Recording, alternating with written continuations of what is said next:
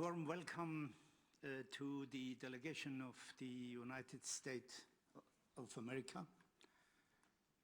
Delegation headed by former President Bill Clinton, Honorary Chairman of the USA Bid Committee, accompanied by a very huge delegation. I would just mention the President of the US Soccer Federation, Sunil Gulati, also Chairman of the US Bid Committee, Carlos Cordero, Vice Chairman of the US Bid Committee, Eric Holder, the US Attorney General, an Academy Award-winning actor, you know, Morgan Freeman. I would like to say Madiba. It's quite the same.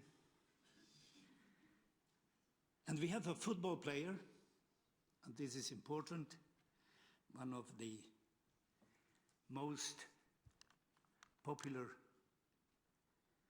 US men's national team player, Landon Donovan, and I'm looking for Mia Hamm. She's also here. Wonderful. Thank you. Thank you. So we have women's football at least represented in one of the delegations here. So I take this opportunity really to welcome your delegation, Mr. Clinton, and to say, please feel home. Feel home because we are in the home of FIFA, which is the House of Football, but it's the home of the 208 National Association, and the US Soccer is also one of these associations, so feel home. So welcome together with my executive committee, finally the elective college for the 2022 organization of the World Cup, the FIFA's World Cup. Therefore, together with them, I wish you well for your presentation. Good luck. The floor is yours. Welcome.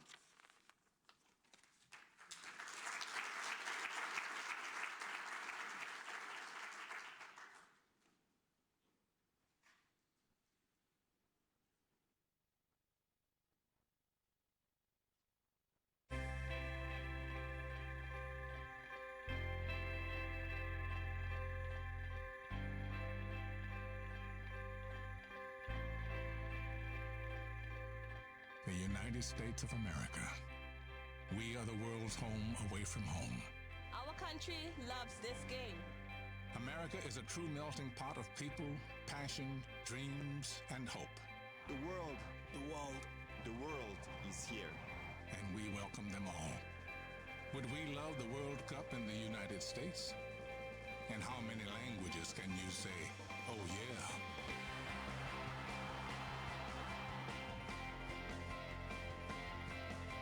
Le sport est en nous. The game is in us.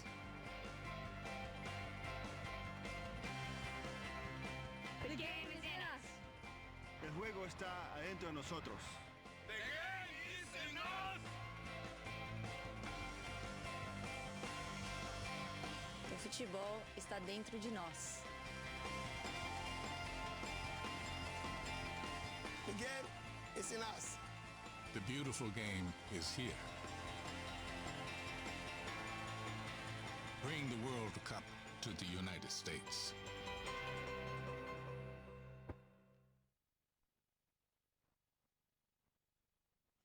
Ladies and gentlemen, Morgan Freeman. Bring it to my country. When I first joined the USA Bid Committee and narrated the film that you just saw, I did so because of some beliefs that I hold very dear. I believe in the ideals of my country and in the promise it has always held for people from every corner of the globe. From the very beginning, people have been coming to the United States because ours is a nation founded on tolerance, on freedom of thought and expression, and religion. And still, people come. For we are a country rooted in hope and possibility and hard work, a country of dreams and the right to pursue them. We've sometimes struggled to be true to our ideals, but as we rise to meet our challenges, we come together as a people. We are now the most diverse nation on earth, and our patchwork heritage is our greatest strength. Lots of Americans want America. I also believe that sport, as Nelson Mandela says, has the power to change the world. I've never seen the potential for this more strongly, more clearly, than in America's growing passion for the beautiful game. I've witnessed the remarkable power of football at home, and I've had the honor of witnessing it at this summer's World Cup in South Africa. If you haven't lived in the United States, you haven't seen just how wide and deep Americans' love of football really is. You'd be surprised, maybe even shocked. You would also see just how perfectly our football's values mirror the values of our nation. You would see that in a country that admires individual achievement, we truly cherish what can be done when we come together as a group. And there is no stronger, more resolute supporter. I'm sorry, I missed a page. You would see that in a country founded on the belief that we are all created equal, we love the fact that on the pitch there is no difference whatsoever between a doctor and a cab driver, a carpenter and an actor. The world of the World Cup is the world that we want to live in. To us, the FIFA World Cup, 32 nations coming together to live by 17 rules with the rest of the planet cheering alongside them. It is in many ways a vision of paradise on earth. The prospects of hosting the event for one transcendent month is for us an exhilarating, humbling opportunity to use the power of the game to indeed change the world. Never has my country been more committed to bringing an event to our shores. From our fans to our media to our government, we are ready to embrace the world. And there's no stronger, more resolute supporter of our bid than the man whom you're about to hear from. As he expressed to you, President Blatter, at the earliest stages of our bid, he discovered the unifying power of the sport as a young boy playing football on the streets of Jakarta. And his lessons have carried him on to the present, where he continues to marvel at football, at the spirit of football, of the unity of it, from the touchlines of his daughter's games. Bring it to my country. Ladies and gentlemen, I give you the President of the United States, Barack Obama. Hello, everybody. I want to thank President Blatter, General Secretary Volk, and all the members of the FIFA Executive Committee for allowing me to speak with you today. Together, you've given the American people an extraordinary opportunity to welcome the world to our shores as host of the 2022 FIFA World Cup. It would be an incredible honor. And after the presentation you're about to see, I hope that you feel, as I do, that the United States would make an excellent host. Every 4 years, we stand transfixed as some of the world's most talented athletes compete in the beautiful game. And here in America, that passion burns stronger than ever. In 1994, 3.6 million people attended the last World Cup held on American soil, a number that still stands as the largest in World Cup history. And this past summer, Americans of every age and every background gathered in streets and parks and living rooms to watch a team carrying the hopes of a nation thousands of miles away. It speaks to the power at the heart of the World Cup. The idea that although we celebrate individual excellence, we also recognize that together we are capable of great things that we could never accomplish alone. It's that same spirit that has defined America from the very beginning. Ours has always been a nation of great diversity and great promise. A nation built on the principle that no matter who you are, where you come from, or what you look like, with enough hard work and dedication, anything is possible. That's why the American people are so excited to host this World Cup. That's why so many men and women have worked so hard to pull this bid together. And that's why I promise you that if we are successful, America will make the world proud. The game is in us. And on behalf of every American, I want to thank you for your vision and your consideration. I hope to have the chance to welcome all of you in 2022. Thank you.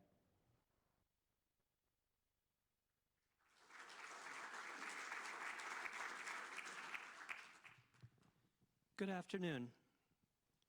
Mr. President, Jerome Valk, members of the Executive Committee. My name is Sunil Gulati, and I'm here as President of the United States Soccer Federation. We're here today to tell you a rather simple story, a story that begins in 1984 and then looks out 25 years into the future. Over the last few years, a story that has resonated with millions of Americans as well as the highest levels of our government, represented today by the Attorney General, Eric Holder. It's a story we think in the next few minutes, we hope will convince you, as we're convinced, that in 2022, the World Cup should be in the United States. And now, I'd like to introduce you to a young man who embodies so many of the emotions of that story. He did something rather special last summer in South Africa.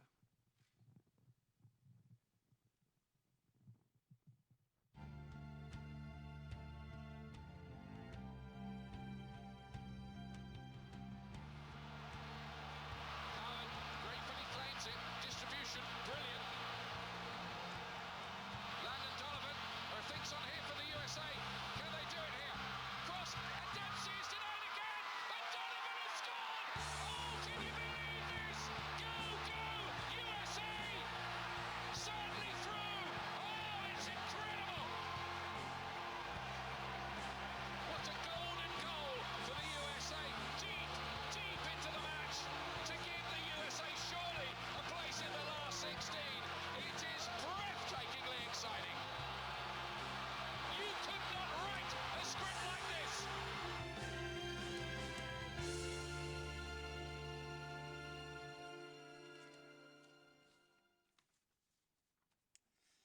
Wow. Greetings, distinguished members of the FIFA Executive Committee. My name's Landon Donovan, and I thank you all very much for allowing me to be here today. What Sunil said is right. This summer was a very exciting time for football in our country. Over 100 million people watched the World Cup back home, which I believe is indicative of just how far we've come as a footballing nation. As I've grown as a player, so too has our country's love for the game. And for both of us, it started in '94 when FIFA allowed us the honor of hosting the World Cup. I was only 12 years old then, but after watching Argentina and Romania play in the Rose Bowl, a dream was born in me.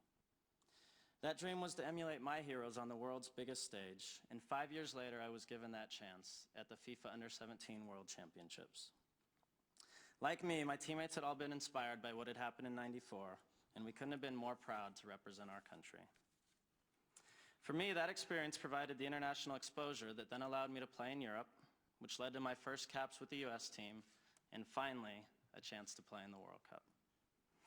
It started in 2002, and I'll never forget walking out of the tunnel for our first game against Portugal. Truly a dream come true for me.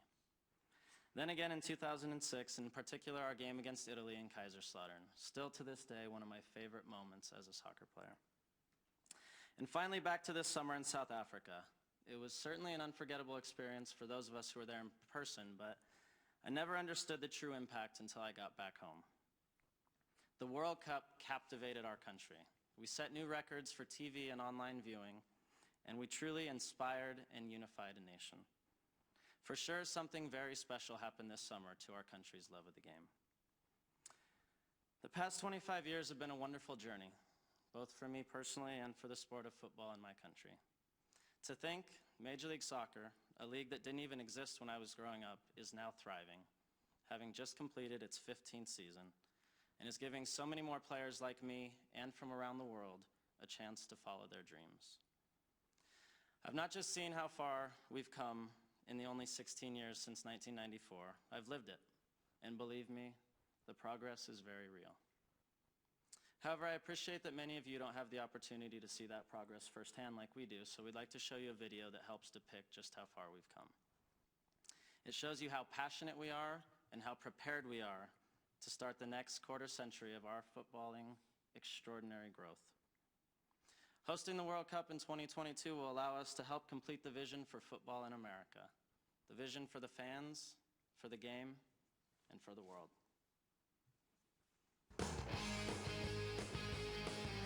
America is a unique football nation. Our diversity and passion for the sport can be found everywhere. Our football nation has one of the largest and most organized youth soccer movements of any country. And our national teams at all levels are making an impact on the world stage and giving more opportunities to our future stars. But that's not the whole story of what's happening in our football nation today.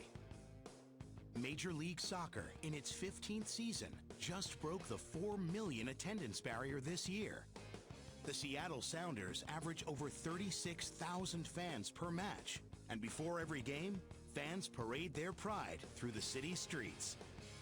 The U.S. also plays host to more than 150 international friendly matches every year, selling out our biggest stadiums with the world's top teams. The culture of football reaches well beyond just the stadiums. 2 24-hour football-only TV networks serve an insatiable appetite for the sport, and World Cup broadcasts set record ratings. Our football nation is young, passionate, thriving, and ready to grow even bigger. We are on the brink of something once thought impossible, securing a place among the world's greatest football countries. And there's nothing more powerful than hosting the FIFA World Cup to motivate our nation in 2022.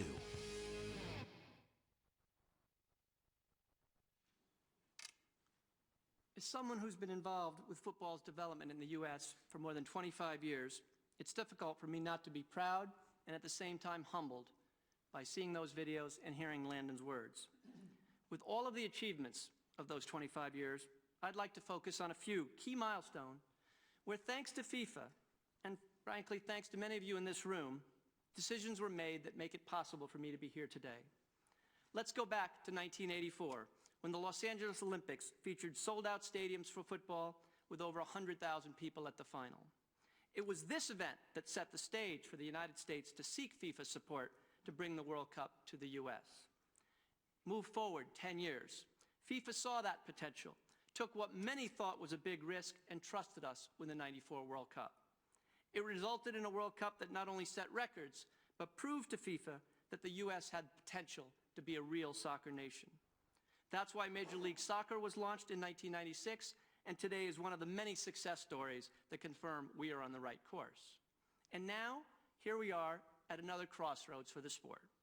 Working with FIFA, we have achieved so much, but the best is yet to come. That's why we are asking for your help to complete our 50-year plan. We believe hosting the 2022 World Cup in the United States is a strategic decision for FIFA, a decision that will enable what we started together in 1984 and thought almost impossible to be fully realized. Let me touch quickly on a few areas where our rapid development will continue. Fans of the game, 100 million of them, 112 million watched the World Cup this summer, 25 million for the World Cup final. Imagine that number doubling. Imagine 200 million active, avid American fans for our beloved game.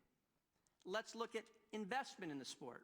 As you know, our bid does not include investment in new stadium, but we have a quiet phenomena taking place with the construction of purpose-built soccer stadia. Thanks to Major League Soccer, we now have seen $1 billion spent building these facilities, that will be available as training facilities during the World Cup. Today we have 9 of them, but I'm sure in the next few years we'll have every team with its own stadium. And finally, something that excites me is the passion that has developed in our country. This bidding process has been very tough, but it's given us the tools and focus to get our cities behind us, aligned behind the game like never before. As a result, they are ready to work with us like never before. As you know, we have 18 candidate host cities. In fact, 23 signed FIFA contracts, but we were asked to submit no more than 18. These 18 will compete to be one of the 12 or so cities that would finally host games in the World Cup. This provides flexibility to FIFA, ensures that we can promote the game in ways never before thought possible as we prepare to host a World Cup. Preparing for a World Cup 12 years in advance is an exciting proposition. We are eager to do that, and I want to show you how by touching on a few points in our hosting concept. Let me start by saying we are committed to a professionally managed World Cup in great cities with wonderful already existing stadia that average 76,000. We have hotels to suit every need, a modern transportation system, and training facilities that provide quality and privacy for all qualified teams. And we have a government that stands behind us at the local, state, and federal level to guide our way. I could go on, but let me show you a short video that highlights some of these points.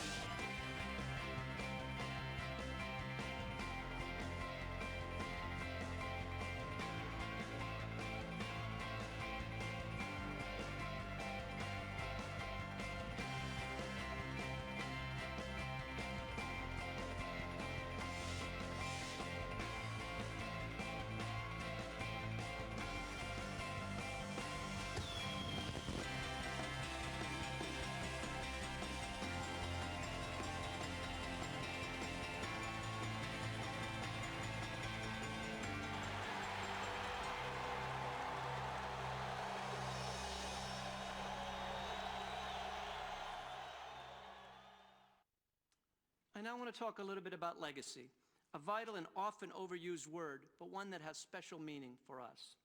Our legacy will not be seen through massive infrastructure projects. Instead, it will be seen through 3 key areas. I've already spoken to you about how the game in the U.S. will benefit. Now, I'd like to talk a little bit about the international economic legacy. From a tournament perspective, it'll be a major success, setting new records for ticket sales, selling out every match, promising record profits for FIFA to invest in the game worldwide. But I'd also like to look at the long-term impact, since it is critical for you to understand how a U.S.-hosted World Cup benefits FIFA and its members around the world. I believe television income may be the best indicator for what is yet to come. Let's look at how this area has developed in the U.S. You see here a 20 times increase since 1990, virtually doubling every 4 years. Today, the U.S. is already one of the largest sources of TV income for FIFA, but I want to show you how much capacity we have. U.S.-based NBC paid just over $1 billion for the 2012 Olympic Games. This is more than 4 times what the U.S. broadcasters pay for the FIFA World Cup. Clearly, FIFA's ability to generate television income is considerably enhanced if the U.S. were to host a World Cup in 2022, and you have a report which shows you just that. Now let's look at sponsorship, another important area for growth. U.S. companies have a history of supporting football. In fact, many of FIFA's partners come from our country. But historically, we know these investments were often made for activation purposes outside of the United States. Lately, this has been changing, and we think the trend is exciting. This first chart shows how sponsorship investment in football has increased in the United States since 1993, a 30-fold increase. Today, over $200 million a year is spent on football sponsorship, but that is only a small percentage of the $9 billion sports sponsorship market in the U.S. With the fundamentals in place, I am confident that hosting a World Cup in the U.S. will drive this figure considerably higher. In fact, we believe in the second half of our 50-year plan, sponsorship in football will exceed $1 billion. Combined with growing broadcast fees, this provides extraordinary financial resources for us and for FIFA to grow the game, not only in the United States, but throughout the world. Finally, there is the social legacy of hosting a World Cup in the United States. This is something we take very seriously. Helping society and protecting our environment are important parts of our plan. I cannot imagine anyone better to discuss these issues than our final team member, whether it's in rural Tanzania or in Port-au-Prince. An American citizen, but in my view, a global treasure, I'd like to ask our honorary chairman, Bill Clinton, the 42nd President of the United States, to speak to you today to conclude our presentation. Thank you.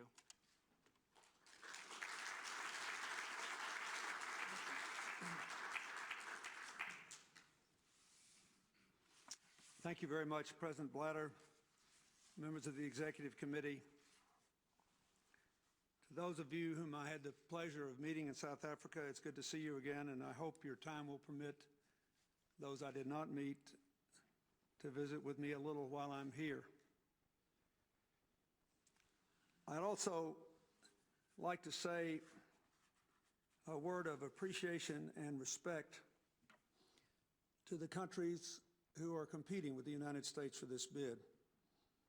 I have reviewed the outlines of your proposals, and as a competitor, I'm sorry to say I found them all rather persuasive. I honor your devotion to your nations and to this cause. It is my privilege to serve as the honorary chairman of the U.S. bid. You have already heard from our President, Barack Obama, who fully committed the United States government to the bid. Attorney General Eric Holder is here with us, and if there are any specific questions you have about any matter unresolved in your mind relating to those commitments, he is in a position to answer them. One of our finest players, Landon Donovan, has made his case. I think more by the power of his example, even than the persuasive words he spoke. Landon shows where soccer will go in America's future. He's just a little younger than my daughter. And their generation was really the first generation of Americans to embrace soccer at a young age. I still remember going to watch Chelsea play when she was 6 and 7 years old, thinking that something magical was about to happen in America because finally we had a sport that you could play with a ball and a pair of shoes, that you didn't need a lot of expensive equipment to play, that every American without regard to income or background could participate in. That first generation are all grown now. There are millions of more of them to support this World Cup than there were in 1994 when we set the attendance records. My great friend Morgan Freeman has told you about the diversity of America, which you saw in the film. I'd like to be more specific. Those cities that were up there, several of those cities have residents within the cities from more than 150 different nations. A majority of them have residents in the counties in which they're located from more than 100 nations. I tell everyone that maybe America's best claim to this World Cup is that we have the only nation you can put the World Cup that can guarantee no matter who makes the finals, we can fill a stadium with home nation rooters.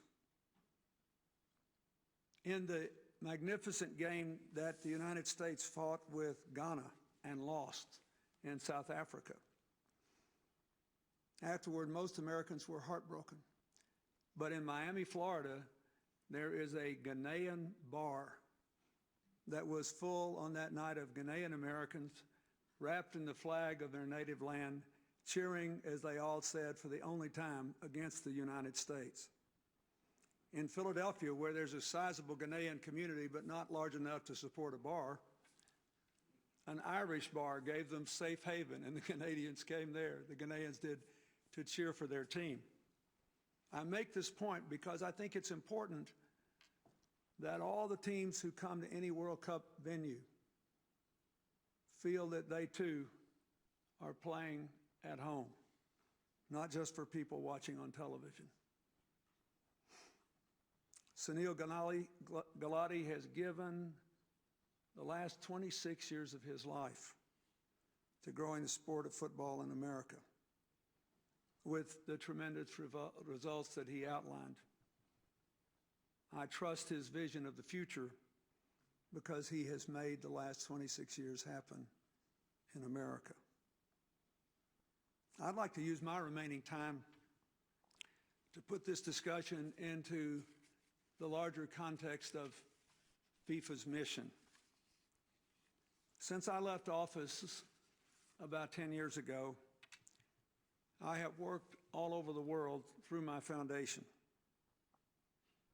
on building health systems in 30 developing nations, on selling the world's least expensive AIDS medicine in 70 countries, providing life-saving medicine to about half the people in the developing world who get it, 70% of the children who are alive because of it. We work on fighting climate change in economically beneficial ways in countries with very low incomes like Tanzania and in the wealthiest countries of the world who are looking for ways to reduce their carbon footprint, increase their national security, and strengthen their employment base. We work on sustainable development and education and health and job creation in Latin America and Africa. We fight childhood obesity and help inner-city entrepreneurs in the United States. All over the world, people come at the opening of the United Nations to the Clinton Global Initiative every year to build a network of givers, private citizens, committing to do public good. And I try to help when asked in natural disasters. I have worked for 2 years for the United Nations to help rebuild Aceh in Indonesia and the rest of South Asia after the tsunami.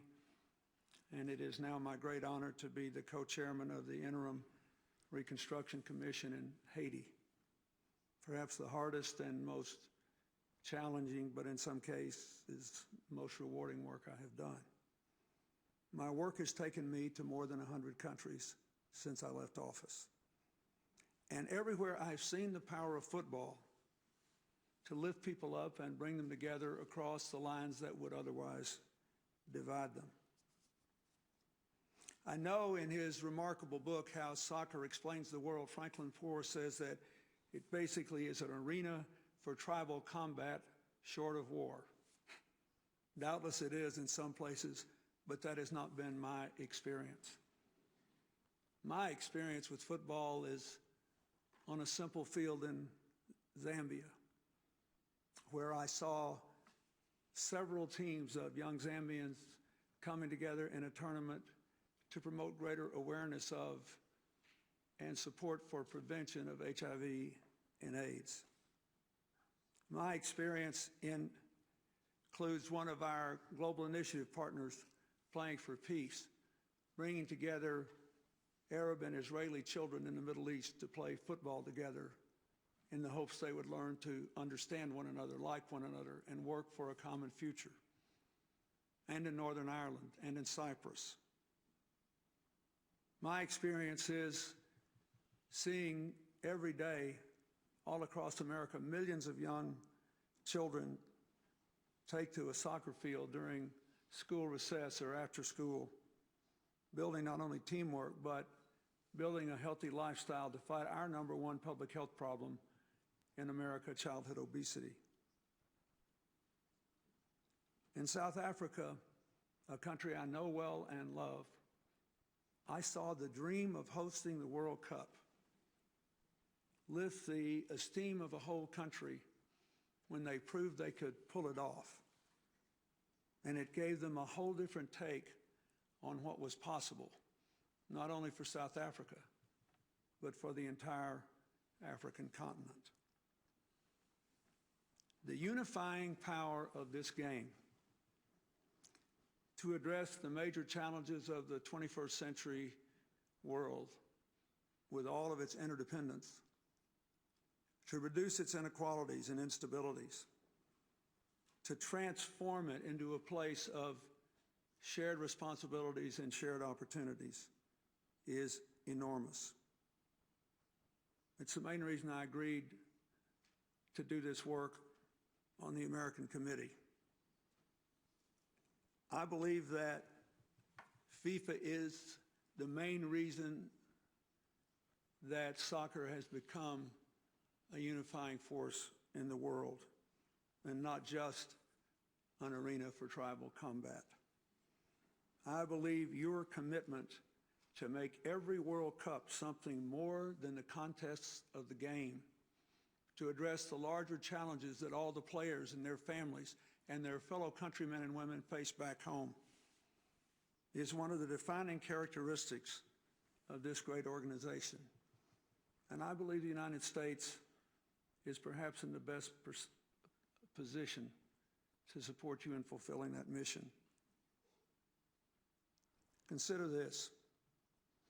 After the earthquake in Haiti, which is the poorest country in our hemisphere, where even before the quake, 75% of the people were living on less than $2 a day, and 85% of the people had no electricity in their homes.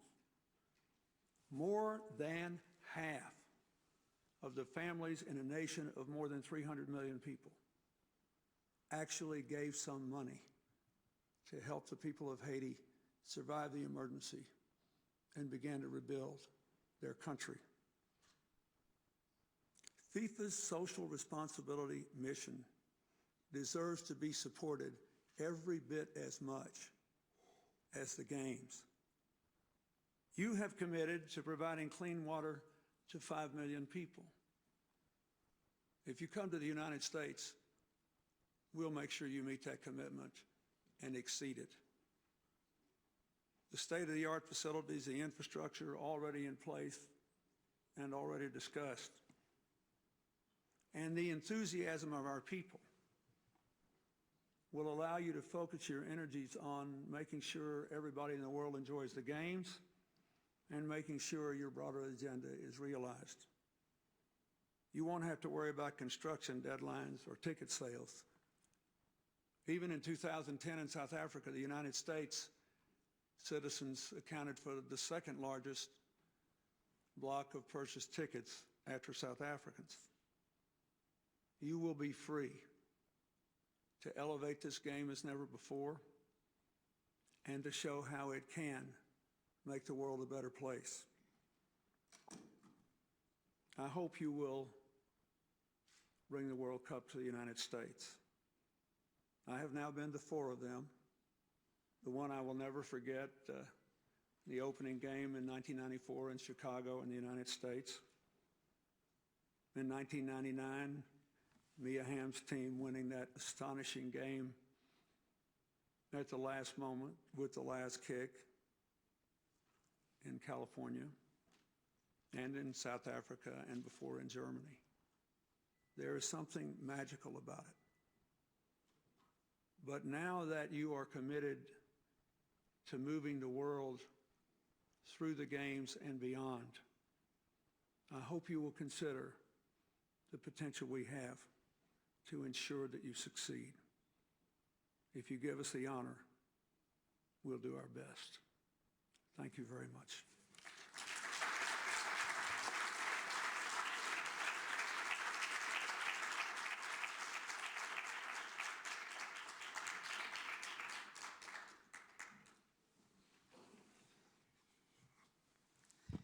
this last speech putting an end to your presentation. Many thanks for instructive information given. I'm sure that those, they are the elective college, have listened carefully the last consideration you have given. What is the responsibility, social responsibility? Having said that, thank you very much. I can give you a diploma, not for organizing the World Cup, but just for thanking you to have been a candidate for the time being. And I think I will offer it to Mr. Sunil Gulati, and then to you, Mr. Clinton, and to your team. Many, many thanks for your presentation.